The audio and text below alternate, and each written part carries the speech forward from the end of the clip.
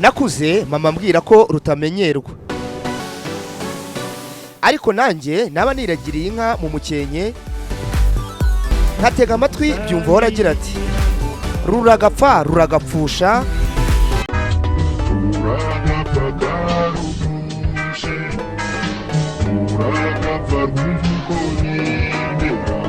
ubwo intambara y'isi yose yatangiraga mu 1939 Hitleri yiyemeje kwiyandikishaho ubutaka bw'isi yose.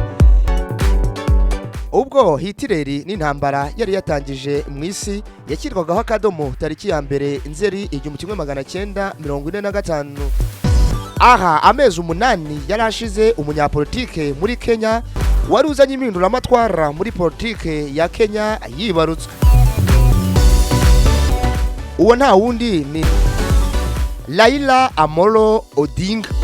Ese uyu muntu wahawe izina rihabwa abanyacyubahiro muri Kenya Ababa yari muntu ki, yabayeho ati? Ese ibikorwa bye nibiye? Ese Raila Odinga wamaze kwitaba Imana, ese ni cy'abanyakenya bazahora bamwibukira? Byasabye kubyuka kwa gatatu tariki ya 15 z'ukwezi kwa 10 umwaka w'2025 saa 3 zuzuye zo mu Rwanda zikabizo muri Kenya. Amarira ari menshi mu gihugu cya Kenya, abose intera ari imwe bagira bati rest in peace. Nanjye nahise nicara mu cyumba maze ntangira gukora ubucukumbuzi ku mateka y'iyi ntwari baririmba bati baba wacu baba wacu. Aya mateka y'uyu mugabo wamaze gutabaruka nayabakusanyirije nifashishije ibitabo bitandukanye bivuga ku mateka y'uyu mugabo wavutse ubwo intambara ya kabiri y'isi yose yahagarikwaga. Nifashishije Al Jazeera profile Raila Odinga, nifashisha World Forum profile ya Raila Odinga, nifashisha article Raila Odinga profile education family, nifashisha inyandiko ya PDF ya akaminuza yo muri Nairobi, nifashisha Raila Odinga long life in opposition politics, nifashisha amateka ari ku rubuga rwa YouTube The Story of Raila Odinga. Nyuma yo gusoma ibi bitabo nagukuriyemo amateka ibigwi byaranze uyu mugabo mu buzima bwe mu gihe kingana n'imyaka 80 yaramaze ari mu isi. Wowe utemeranywa n'aya mateka ntibigukure mu kwizera kwawe. Ushobora kuba warabanye nawe cyangwa se ari icyo umuziho. Icyo usabwa wowe ni ukuma igitekerezo, wenda tukazacyongera mu nkuru itaha, kuko iki ni igice cya mbere kuri uyu mugabo wari umaze kubaka izina mu isi ndetse no mu mitwe y'abanyakenya. Hanyuma rero wowe icyo ngusaba nta kindi ni ugukanda subscribe, ugakanda like, ubundi ukansengera. Nitwa mbahaye ikaze. Izina rye ryuzuye yahawe n'ababyeyi ni Raila Odinga. Yavutse ku itariki 7 Mutarama 1945. Ababyeyi be ise umubyara yitwaga Jaramogi Odinga, wabaye vice perezida wa mbere wa Kenya nyuma y'ubwigenge. Nyina umubyara akitwa Mary Ajuma Odinga. Odinga yize amashuri ye abanza muri Kisumu Union Primary School. Nyuma aza gukomereza muri Maranda Primary School. Yakomereje amashuri yisumbuye muri Maranda High School. Mu 1962 yaje kujya kwiga mu mahanga, ajya kwiga mu Budage Eastern German, aho yigaga icyiciro cy'ururimi rw'Ikidage bijyanye n'umuco muri Leipzig. Nyuma yagiye muri Magdeburg aho yize ubuhanga mu by'ubukanishi mechanical engineering. Yaje kuharangiza mu 1970. Nyuma yo kurangiza Raila Odinga yagarutse muri Kenya aho yabaye umwigisha muri kaminuza ya Nairobi mu ishami ry'ubukanishi Mechanical Engineering kugeza mu 1974.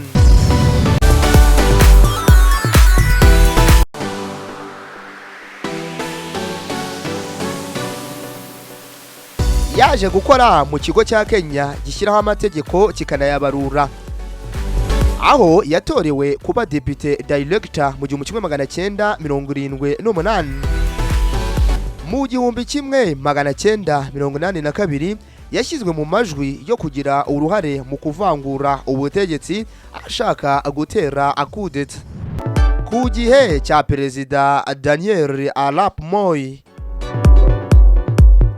Yaje gufatwa afungwa nta rubanza acirwa, aza kumaramo imyaka 6 mu bulogo.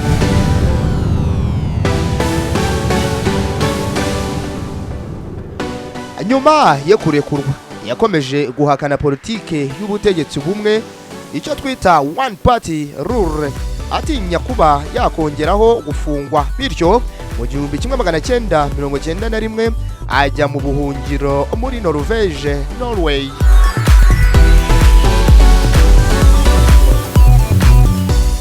Mu 1992 yagarutse muri Kenya yitabira ishyaka rya Forda, bisobanuye Forum for the Restoration of Democracy. Ugenekereje mu Kinyarwanda bikaba bisobanura ihuriro ryo gusubizaho demokarasi muri Kenya.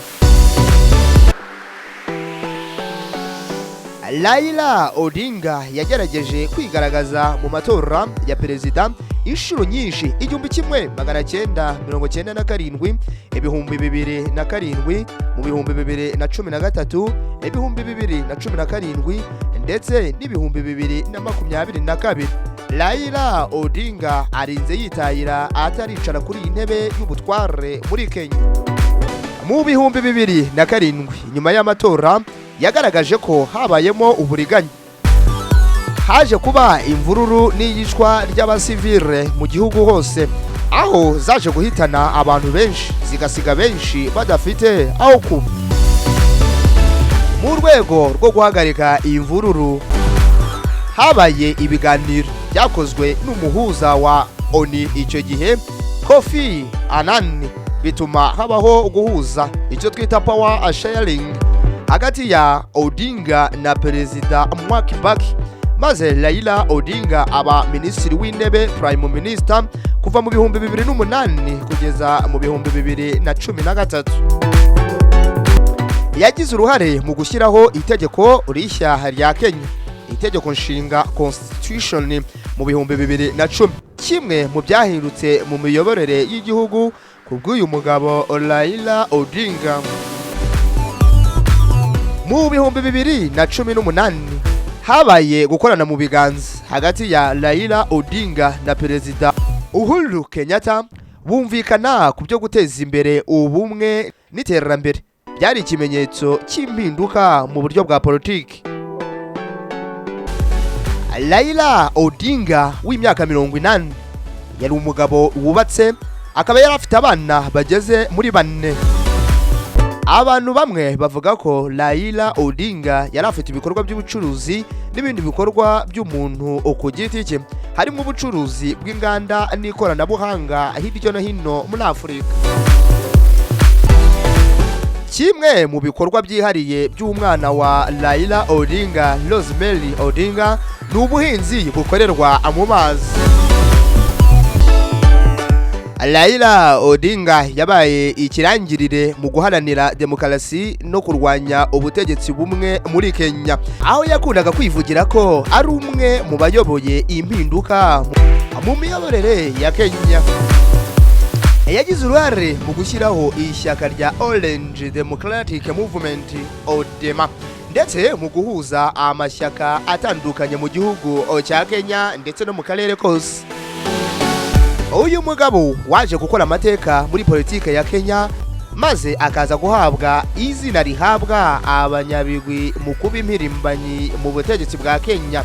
aho atabarutse afite izina ababa.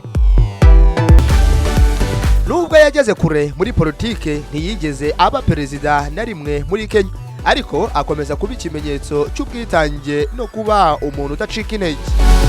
Gusa kimwe mu bintu Raila Odinga yibukirwaho naho yabaga yagiye kwiyamamaza muri kampanye y'amatora, aho yageraga abaturage bose babaga bavugira hejuru bati saa 10. nk'umwe mu bagabo baharaniye impinduramatwara muri Kenya, ndetse na n'ubu akaba agiye hari byinshi benshi bamwibukiraho. Nk'uko nababwiye, iki ni ikiganiro nabateguriye nifashishije inyandiko zigiye zitandukanye zagiye zandika kuri uyu munyamateka muri politike ya Kenya ndetse no munsi y'ubutayu bwa Sahara. Nifashishije Wikipedia niho nakuye aya makuru yose agiye atandukanye, ariko hari ijambo uyu munyabigwi yaba yaravuze na n'ubu mu butayu bwa Sahara ndetse no muri Afrika yose bibuka. Ubwo naramburaga ibyo bitabo byose, hari ijambo nagezeho azwiho cyane muri Afrika hose na n'ubu iyo baryumvishe baragira bati ababa rest in peace. Ni ijambo yavuze agira ati, njyewe nk'umunyapolitiki sishyira imbere inyungu zanjye cyangwa iz'ubutegetsi bwanjye. Ijwi ry'abaturage niryo jwi ry'Imana. Nta politike igomba kuba iy'umuntu umwe, ahubwo igomba kuba iy'abaturage bose. Twese turi bamwe kandi ubutegetsi bukorera abaturage, si ukubaho ku nyungu z'abakire cyangwa abayobozi gusa. Tugomba kumva abaturage tukabashyira imbere, kuko igihugu cyacu kiruta umuntu umwe. Iryo ni ijambo yavuze mu kiganiro cyiswe The Voice of the People is the Voice of God. Urupfu rw'uyu munyabigwi muri Kenya rwatunguranye, aho yabyutse nk'abandi atembera mu mijyi itandukanye nka New Delhi mu gihugu cy'Ubuhinde. Raila Odinga wabaye minisitiri w'intebe wa Kenya yapfuye afite imyaka 80 aguye mu Buhinde, aho yari yaragiye kwivuriza. Bivuga ko yazize guhagarara k'umutima ubwo yari ari kugenda mu masaha ya mu gitondo. Odinga yapfiriye mu bitaro bivura amaso mu gihugu cy'Ubuhinde. Urupfu rwe rwabaye mu masaha ya saa 3 z'igitondo kuri uyu wa gatatu ku isaha yo mu Buhinde. Yari amaze iminsi 5 yivuriza mu kigo yaguyemo, aho yari yaraherekejwe n'umukobwa we n'umuganga we bwite. Ndagushimiye wowe wakanze subscribe kuri iyi chaîne ya YouTube ya Now Isaha Yanone official. Komereza aho ngaho, hanyuma nawe bisabye ko wumvira aha ngaha maze ugakanda subscribe kugira ngo notification y'ikiganiro gitaha izasange nawe uhari.